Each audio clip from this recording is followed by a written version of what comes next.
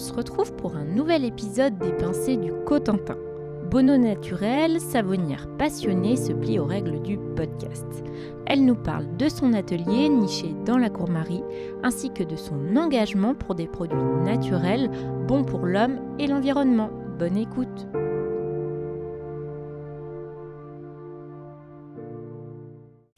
Donc aujourd'hui, nous avons le plaisir de rencontrer Bono Tagourla, savonnière à Cherbourg et fondatrice de la marque Bono Naturelle. Pionnière dans le domaine des savons naturels, elle propose des produits de soins pour toute la famille, respectueux de la peau et de l'environnement. Bonjour Bono et bienvenue sur le podcast. Bonjour. Alors avant de commencer, nous aimerions vous poser quelques questions rapides en lien avec le Cotentin. Vous pouvez nous donner la réponse que vous préférez et vous pouvez nous expliquer pourquoi. D'accord. Vous êtes prête ? Allez, c'est parti. Vous préférez le Cotentin en été ou en hiver ? En été. Vous êtes plutôt plateau de fruits mer ou produit du terroir ? Produit du terroir. Randonnée ou sport nautique ? Randonnée. Littoral ou bocage ? Littoral. Artisanat ou patrimoine ? Les deux, mais artisanat. Cidre doux ou brut ? Doux. Cosmétique solide ou liquide ? Solide, évidemment.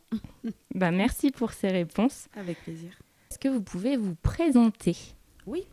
Alors, je m'appelle Bono Tagourla, mon nom de famille. Je suis maman de 2 enfants, adolescents, 14 et 17 ans, qui ont beaucoup contribué, donc, si je peux dire, ma réussite professionnelle et personnelle.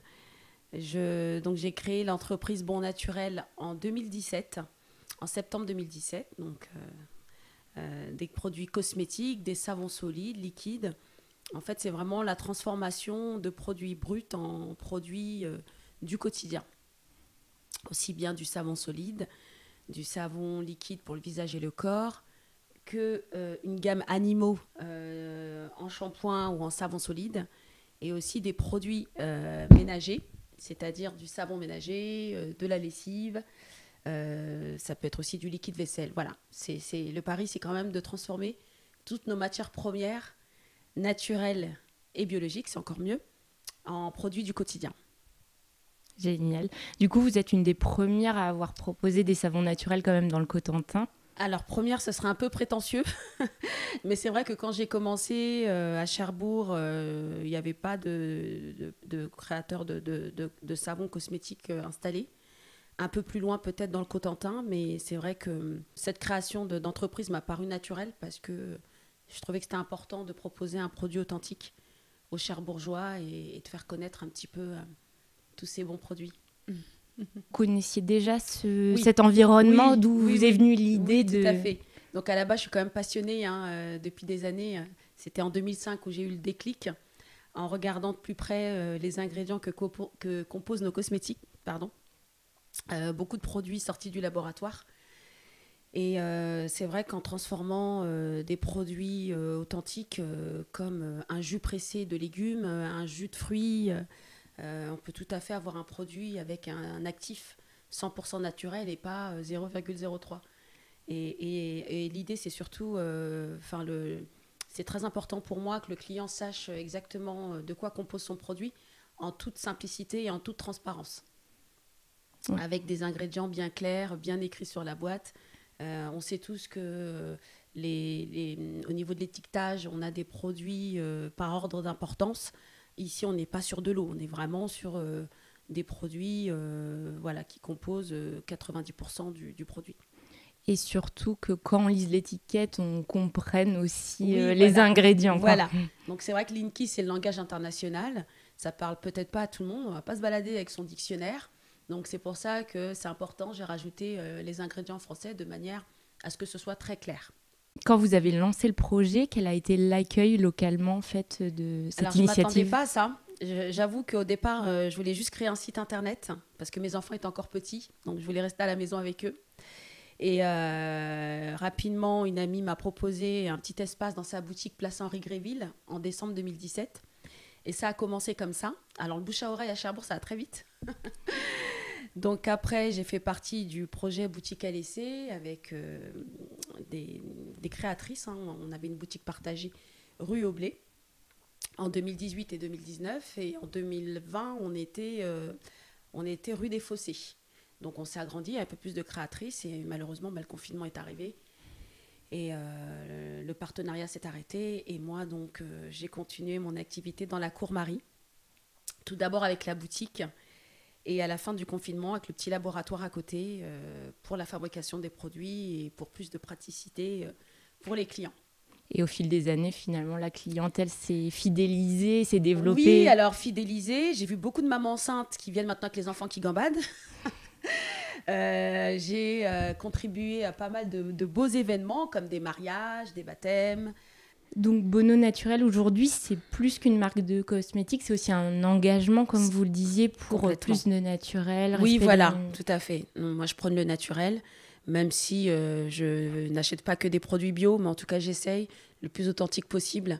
La nature est très bien faite, elle nous offre des très bons produits, aussi bien pour s'alimenter que pour être belle et pour se laver. Donc voilà, avec des produits simples, on peut vraiment contribuer à pas mal de choses. Et il suffit de sauter le pas et de changer un peu tous ces gestes du quotidien. Et à partir de là, on peut obtenir des belles choses en préservant la planète.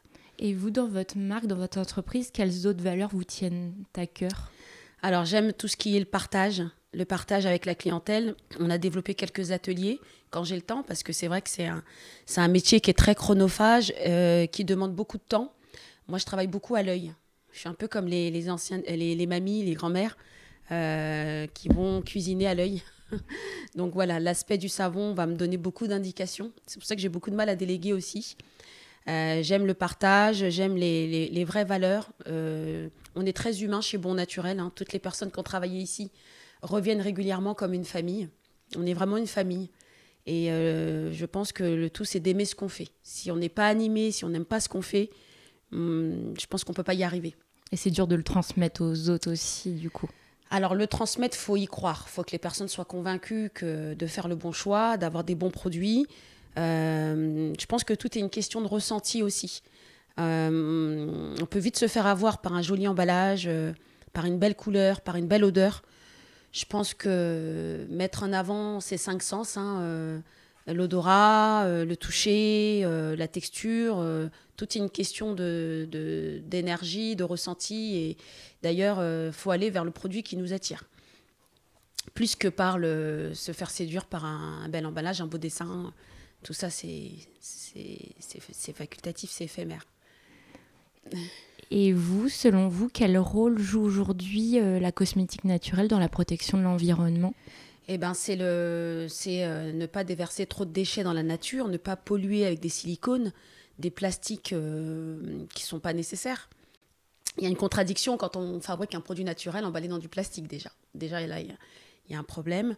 Après, dans la protection de l'environnement, fabriquer du savon, on peut le faire à la main, sans énergie. C'est l'action de remuer qui va donner une pâte. Et on est vraiment sur un produit qui ne va pas déverser des produits chimiques, des molécules chimiques. On est sur un produit qui vient de la terre, des plantes. C'est des oléagineux. Hein. Les huiles viennent des graines, des fruits. De là, on presse à froid pour garder toutes les propriétés. Et de là, on fabrique un savon. Donc, c'est la fabrication... c'est bien démocratisé, hein, c'est avec de la solution de soude, et donc qui s'évapore au bout de 2-3 jours. Et ensuite, ce produit-là est reversé à la terre et ça va peut-être faire pousser des fleurs. Donc c'est aussi de la patience, ça apprend aussi la patience de faire des savons. Oui, c'est de la patience. Je pense qu'avant de se lancer, il faut quand même bien se documenter. Les plantes sont très puissantes, les huiles essentielles surtout. C'est pas inoffensif. C'est pas parce que c'est naturel qu'il n'y a pas d'allergie. C'est pas parce que c'est naturel qu'on peut y aller sans danger. Voilà, il faut quand même bien doser, bien comprendre comment ça fonctionne. Chaque matière première a une propriété. Chaque huile essentielle a une propriété. Les hydrolats sont des eaux de fleurs, c'est beaucoup plus doux. Quand on a peur d'utiliser des huiles essentielles, par exemple pour un bébé, ou on peut très bien se tourner vers des hydrolats qui ont aussi pas mal de propriétés qui sont un peu plus inoffensives, mais bien se documenter là-dessus. Après, c'est vrai qu'en tant que savonnier professionnel, on a un toxicologue qui valide nos produits avant la mise sur le marché.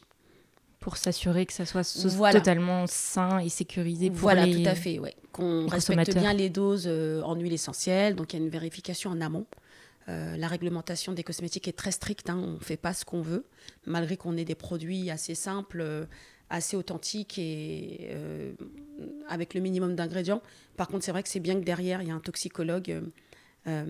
C'est la loi, c'est la réglementation. D'ailleurs, on est tenu à vérifier régulièrement, à vérifier s'il y a eu des évolutions ou pas. Et à partir de là, on peut distribuer le produit sur le marché. Et donc, c'est d'autant plus important que vous, vos produits s'adressent à toute la famille. Toute la famille. Et donc, comment vous faites pour développer une gamme qui s'adresse aussi bien aux enfants qu'aux adultes? Et finalement, les types de peau et types de cheveux sont très différents. Oui. Alors là, on s'adresse vraiment au type de peau. Donc, peau sèche, peau grasse, peau mixte, type de cheveux. Dans une même famille, on peut avoir des cheveux différents. Nous, on est une famille métissée. Donc, c'est vrai que personne n'a le même type de cheveux. Donc, on utilise tous des produits différents. Le tout, c'est de trouver sa routine. Alors, les produits pour enfants, c'est du bon sens. On ne va pas utiliser des huiles essentielles. C'est vraiment un principe de précaution. Quand bien même, ils pourraient l'utiliser, c'est un produit qui est rincé. Tout ce qui est agrumes, c'est assez doux. Les oranges douces, là, on pourrait l'utiliser. Mais c'est un principe de précaution. Mieux vaut attendre 3 ans. Pour son visage, on va utiliser, si on a une peau à problème, plutôt un produit sans huiles essentielles pour ne pas agresser la peau. Après, chaque huile a une propriété bien définie. Et le tout, c'est de faire une synergie. Le tout, c'est vraiment d'associer pas mal d'huiles qui vont agir en synergie pour le type de peau. Aujourd'hui, on a tout un tas de clients qui ont des problèmes de peau, de psoriasis, qui ont des problèmes d'eczéma. Alors, nous, on n'est pas médecin. On n'est pas médecin. On réoriente d'abord le client en pharmacie, chez un dermatologue. Et nous, on va juste contribuer à hydrater la peau, à apaiser avec nos produits. Donc, vous jouez aussi un rôle de conseil quand les consommateurs viennent vous voir, voilà, de les quand orienter. Ils viennent nous voir, voilà. Naturellement, les gens veulent des choses un peu plus saines. On les oriente d'abord chez un dermatologue, chez un médecin. Et ensuite, nous, on va être dans la continuité. Donc, et vous les aidez à choisir le produit qui sera le plus adapté. Voilà. Quand on n'a pas le produit adapté, on préfère rien proposer. Et donc, l'engagement pour des cosmétiques plus naturels, ça va aussi, comme vous le disiez au tout début, sur le choix des matières premières. Oui, aussi, oui. Comment vous approvisionnez? Est-ce que vous arrivez à trouver des matières premières locales? Alors, je travaille beaucoup avec une centrale d'achat située dans le département 50 en Mayenne. Parce qu'en fait, quand on achète un produit, on a besoin d'avoir la traçabilité, les numéros de lot, la provenance, la fiche technique et de sécurité. C'est des documents qui nous seront demandés en cas de contrôle. On a vraiment besoin d'avoir tous ces documents-là. Ensuite, je me fournis aussi chez les producteurs locaux, comme le lait de la chèvrerie de Carneville, le lait de la ferme des Douze Prairies. J'achète le miel chez un apiculteur de la Hague. J'achète de la spiruline normande, l'huile de tournesol aussi, j'essaie de l'acheter en local. Tout ce que je peux trouver en local, en bio, avec les bulletins d'analyse, là, je peux me permettre d'acheter. Parce qu'en tant que fabricante de produits naturels et biologiques, j'ai une certification de nouvelles cosmétiques qui m'oblige à avoir tous ces documents-là en cas de contrôle. Et c'est aussi une valeur sûre pour le client. Un client qui vient acheter chez moi, il a la certitude que tous les produits utilisés sont bio, qu'il y a une traçabilité et qu'on peut remonter au numéro de lot. Et travailler avec des producteurs locaux, pour vous, c'est important de pouvoir développer des partenariats? Il y a beaucoup de talents, beaucoup de personnes contribuent à préserver notre environnement. Et je pense que c'est important, c'est aussi un bout de leur histoire. Alors, autant j'essaye de mettre mon histoire dans mes produits, autant ça raconte beaucoup une histoire des producteurs, des agriculteurs locaux aussi. Et je suis très contente de les mettre en avant dans tous mes produits. Et donc l'atelier, là, on est Cours-Marie. Voilà, on est Cours-Marie. À Cherbourg. Oui. C'est quand même un lieu assez emblématique de la ville et qui a une certaine âme. Qu'est-ce qui représente cet endroit pour vous? Alors, c'est un endroit atypique. On me dit souvent, on a du mal à vous trouver. Mais comme je vous disais tout à l'heure, le bouche à oreille va très vite. On arrive à me retrouver quand même. Et donc, c'est vrai que c'est un lieu où on a pas mal de touristes qui passent avec des photos. On est souvent pris en photo. Dès qu'il y a un bateau à Cherbourg, on sait qu'on va avoir beaucoup de monde. C'est un lieu, c'est une cour d'artisane, j'ai envie de dire. C'est une cour d'artisane. Il y a eu pas mal de changements ces derniers temps avec les travaux à Cherbourg. Et c'est toujours plaisant. Moi, j'invite tout le monde à venir. Il y a plusieurs univers dans la Cour-Marie. Et on va essayer de préserver ça. L'ambiance de la cour, est-ce qu'elle influe votre travail? Est-ce qu'elle vous apporte une certaine créativité? Oui. Alors c'est vrai que j'ai commencé en travaillant à la maison. J'avais une pièce dédiée à mon activité, donc j'étais vraiment au calme. Les enfants nous rappellent vite qu'on est à la maison. Ici, je suis dans mon environnement. Parfois c'est un peu bruyant, c'est vrai, mais quand on est concentré, tout se passe bien, tout se passe pour le mieux. On est dans une ambiance où voilà, on est quand même dans la bienveillance. On est dans la réception de colis qu'on récupère pour les voisines. Voilà, c'est vraiment, on travaille en bonne harmonie. Ça fait comme un petit village. C'est comme un petit village. Mais c'est vrai qu'en tant qu'artisan, on travaille énormément. Ça nous laisse très peu de temps à aller discuter. Mais en tout cas, il y a toujours un petit coucou, un petit bonjour, comment tu vas? Et dans cet état d'esprit, ça peut que bien se passer. Et donc, depuis quelques années, là, les cosmétiques naturels et solides, ils connaissent un essor, un bel engouement. Oui. Comment vous avez vu cette évolution et comment vous voyez le futur de ces cosmétiques, à la fois dans le Cotentin, mais peut-être aussi un petit peu plus largement? Je pense que c'est un petit peu l'avenir. C'est très bon signe qu'il y ait de plus en plus de produits naturels qui émergent. Le tout, c'est de bien faire la différence entre les bondillons transformés, l'illusion d'un produit artisanal, qui, nous, on le verrait tout de suite, et un vrai produit authentique qui met beaucoup de temps à la fabrication. Quand on fabrique un savon, on le met en cure pendant 3 ou 4 semaines, voire 5 semaines, et ensuite on peut le mettre en vente. Alors aujourd'hui, malheureusement, on trouve de tout. On trouve dans les marchés des produits, des bondillons qui ont fondu, revendus. Bien faire attention aux étiquettes. Normalement, tout produit doit être étiqueté, même en vrac. Et bien regarder les ingrédients, se faire confiance. Il y a pas mal de produits qui portent une appellation géographique. Donc là, il n'y a pas de... Tout le monde peut le vendre. Et bien faire attention à tout ça. Mais je pense que l'avenir, ce sont vraiment ces produits bruts et authentiques qui ne seront pas fabriqués par des industriels parce que c'est quand même des produits où ça demande une certaine méthodologie. On ne peut pas aller vite avec ce type de produit. C'est pour ça que je suis souvent en rupture de stock d'ailleurs. Oui, parce qu'on voit les dérives aussi, c'est que moi j'ai déjà vu des produits, donc les gens peuvent faire l'amalgame entre déjà des cosmétiques qui sont solides. Qui dit solide ne veut pas dire bon et sain pour la peau. Voilà, il y a vraiment de tout. Il y a vraiment de tout, c'est un peu la jungle. Se faire confiance, regarder d'où vient le produit, pourquoi pas visiter le laboratoire en toute transparence. Vraiment, c'est la curiosité, le ressenti. Comme je disais tout à l'heure, on est vraiment sur un produit d'appel. Aujourd'hui, on en trouve énormément. Après, il y a 1 million, voire 1 milliard de manières de faire un savon. On peut mettre vraiment tout type d'ingrédients. On ne peut pas s'arrêter sur un produit au jus de carotte ou un produit au miel. Il y a vraiment une variété importante de fabrication et ce serait dommage de se limiter à quelques produits. Après, ici, je privilégie les produits du Cotentin, comme le jus de pomme de la cidrerie du Père Mahieu, par exemple. On vend beaucoup ce savon-là, mais aujourd'hui, moi, je privilégie quand même les produits des agriculteurs locaux, des producteurs locaux, mais on peut tout à fait mettre tout type de produit dans un produit du quotidien. Et Bono Naturel, maintenant, ça rayonne aussi. Vous le disiez, il y a les touristes qui passent. Énormément. Ça rayonne en dehors du Cotentin. Oui.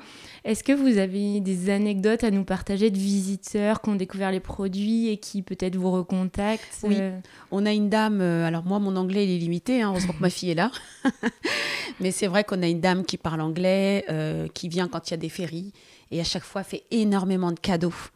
Et donc nos produits voyagent en Allemagne, en Angleterre, en Afrique, un peu partout en fait. C'est vraiment un produit, j'ai l'impression que c'est plus un produit cadeau. Voilà, les gens viennent beaucoup pour des cadeaux et on a pas mal de gens qui en profitent pour justement les envoyer un peu partout, en Martinique, en Guadeloupe. Nos produits voyagent beaucoup et d'ailleurs sur mon site internet, je vois beaucoup de visiteurs du monde entier. Donc peut-être qu'ils recommandent après aussi. Oui, je pense, oui, parce que justement, cette personne qui vient d'Angleterre vient souvent avec des amis à elle, qui reviennent avec des amis, qui reviennent avec des amis. Et voilà, donc c'est vrai que je pense que la communication de ce côté-là, elle est quand même plus forte que la prospection. Et c'est chouette de savoir que ces produits sur savon, on a aussi un impact un peu plus loin que notre territoire. Oui, les gens viennent avec les yeux écarquillés, ils sont contents. Je crois que c'est là ma satisfaction aussi. C'est le retour du client parce que on produit des produits qui sont très simples finalement, mais la satisfaction du client, ça n'a pas de prix, je pense. Et vous avez créé du coup un savon spécial l'écume du jour en partenariat avec l'Office de tourisme du Cotentin. Est-ce que vous pouvez nous raconter comment vous avez imaginé ce savon spécial ? Oui. Alors, il y a eu un entretien au préalable avec vos responsables. Je voulais bien comprendre la démarche.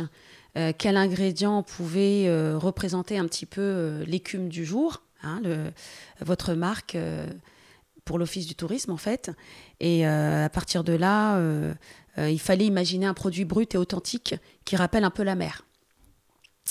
Donc une fois que j'avais eu le graphisme qui allait illustrer un petit peu le savon, à partir de là, on est parti sur du sel de mer, on est parti sur une couleur bleue de schiste de Cherbourg, on est parti sur du lait bio du Cotentin, on est parti sur du beurre de karité qui va être la tenue du savon et qui va être l'hydratation. On a mis aussi un peu de beurre de noix de coco, c'est ce qui va donner un peu de mousse au savon. Et on est sur de l'huile d'olive, donc qui va parfaire un petit peu tout ça. Et la mousse rappelle les vagues. Exactement, exactement. Donc là, récemment, on a rajouté des vagues sur le savon. Il y a eu plusieurs essais. On a essayé la spiruline. On a eu des retours de vos clients aussi. Et à partir de là, on est arrivé sur un produit définitif qui représente bien votre marque. Oui, le Cotentin, la mer, complètement. Tout ce que peut évoquer le paysage. Voilà, le paysage, le côté brut, la nature, le Cotentin, la mer, le bleu de la mer, le bleu du ciel, le bleu de Cherbourg, tout simplement. C'est un savon qui contient un peu de sel de mer, donc il est un petit peu humide. Un peu comme Cherbourg. Ensoleillé et humide. Voilà, il est ensoleillé en même temps humide, il est en même temps brut et il est en même temps, il représente bien Cotentin unique par nature. C'est une belle représentation du territoire. Voilà, je vous remercie. Et vous, est-ce que vous avez là dans les prochains mois d'autres produits, collaborations, événements auxquels vous allez participer ou que vous allez développer ? Alors, il se passe énormément de choses. Là, c'est vrai que cette année, on va rester sur les produits qu'on a déjà proposés. Après, ce sont vraiment des variantes. C'est-à-dire que c'est un peu sortir du savon traditionnel carré. Là, on va partir pour Noël, j'aime bien faire des cupcakes. J'aime bien faire des savons gourmands qui donnent envie. On est quand même sur un cadeau. Sortir des standards habituels. Proposer un savon gourmand, un savon amusant, un savon avec lequel on se dit vite, je vais aller utiliser mon savon. Voilà, on va plus partir là-dessus, sur la forme du savon, sur son côté un petit peu atypique. Ludique aussi pour les enfants, ça ludique peut être pour un les moyen enfants, complètement. De les faire venir au savon comme oui, solide. Je proposais un savon en forme de nounours et les enfants, ils le prenaient dans leurs mains, ils disaient non, on ne le met pas dans le sac, je le tiens. Bon, d'accord. Est-ce que vous devez lever des barrières de temps en temps ou certaines personnes ont encore peut-être des barrières notamment, alors peut-être pas sur le savon, mais sur les shampoings aussi, il y a pas mal de gens qui n'ont pas encore sauté le pas sur le shampoing solide et je les comprends. On a tous envie d'avoir des beaux cheveux bien démêlés et propres. Alors, avant de trouver le shampoing adapté, il faut en essayer. Nous, on peut conseiller un petit peu par rapport aux cheveux gras, aux cheveux courts, aux cheveux texturisés, aux cheveux crépus, aux cheveux bouclés, aux cheveux un peu parsemés. Donc nous, on a des conseils à appliquer. On donne souvent des échantillons pour essayer d'abord dans un premier temps. Et le retour client est très important. Il n'y a pas de critique négative. Nous, c'est avec ça qu'on peut reformuler nos produits. Et après, des fois, ça convient parfaitement et des fois, non. Et puis, parfois, on repart un peu dans la recherche pour savoir... aujourd'hui, on nous demande du shampoing pour cheveux blancs, par exemple. D'accord. Ce qui n'était pas demandé avant. Ce qui n'était pas demandé avant. Donc là, on travaille dessus. On est en train de regarder un petit peu avec l'Indigo. On a essayé de faire des tests. Tout ça, ça prend du temps. L'idée, c'est vraiment de proposer un produit où on est convaincu qu'il fera le job. Mais c'est stimulant aussi, j'imagine. Énormément. Aussi, en plus, répondre à vraiment une attente, un besoin client. Complètement. Et puis là, la gamme s'est bien développée. Ça représente énormément de travail.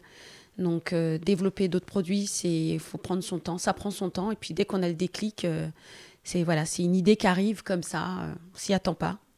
En tout cas, là, on est dans la boutique et on est entouré de plein d'odeurs. C'est très agréable. Oui, c'est vrai que c'est un voyage olfactif. On voyage par la provenance des produits, on voyage par les odeurs, on voyage par l'aspect, beaucoup de gens sont habitués maintenant aux produits solides et d'autres découvrent encore. Donc, c'est super. Et vous, si vous deviez nous partager vos coups de cœur dans le Cotentin, ça peut être une adresse, un autre artisan, un paysage, une balade. Quels sont vos coups de cœur dans le Cotentin ? J'aime beaucoup les paysages de la Hague, faire de la randonnée, la vue dans l'océan, ce mélange de couleurs en fait, qu'on peut avoir dans le Cotentin. C'est juste magnifique. Et tous les gens qui viennent, nous on voit beaucoup de touristes, beaucoup de gens l'été qui disent qu'ils adorent le Cotentin en fait. On a souvent la réputation de région où il pleut, mais ça a tout son charme en fait. Ça a tout son charme. Ça rend les paysages encore plus beaux. Complètement. Et vous, si vous deviez convaincre quelqu'un de venir dans le Cotentin, comment vous décririez le Cotentin pour donner envie à quelqu'un de venir le visiter ? Alors, beaucoup de belles boutiques à découvrir, beaucoup d'artisans, beaucoup de talents dans leur cœur de métier. La diversification des produits proposés du terroir, ce paysage magnifique qu'on peut trouver dans le Cotentin. Et je pense que ça vaut vraiment le coup de venir nous voir et de discuter avec nous, ne serait-ce que pour découvrir un petit peu tout ce qu'on peut proposer. Et je pense que ça vaut le détour. Merci beaucoup Bono pour cet Avec échange. Plaisir. Merci beaucoup. Et on se retrouve très vite pour un nouvel épisode. Venez découvrir les produits de Bono et allez aussi à l'Office de tourisme pour découvrir l'écume du jour. Merci beaucoup. Merci à l'Office du tourisme pour l'invitation, merci pour la collaboration et merci à vous. Podcast en Cotentin est un podcast imaginé par l'Office de tourisme du Cotentin et produit par les Cotentinois. Retrouvez tous les épisodes sur vos plateformes d'écoute habituelles ainsi que sur le site podcast.encotentin.fr. Suivez également l'Office de tourisme du Cotentin sur les réseaux sociaux.